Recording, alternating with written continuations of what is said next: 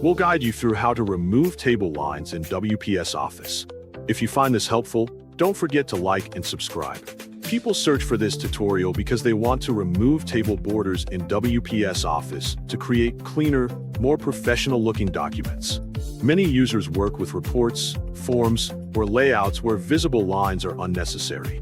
This guide helps them quickly adjust table formatting and preview the final result before printing or sharing. First, open Windows on your computer to begin the process. Next, open the Windows menu so you can access installed applications. In the search bar within the Windows menu, type WPS Office to find the program quickly. When the application appears in the search results, click Open to launch it. Once WPS Office is running, look for the Open bar option and click on it to open a file. A file browser window will appear, allowing you to navigate through your folders. Choose the file that contains the table you want to edit. After selecting the correct file, click Open to load it into WPS Office.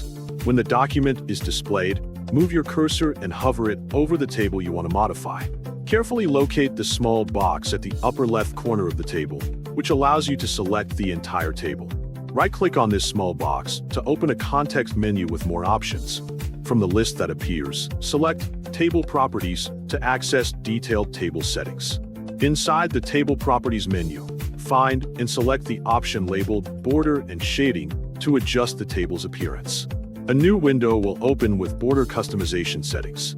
Click on the Border tab to view available border options. In the Settings area, select None to remove all borders from the table.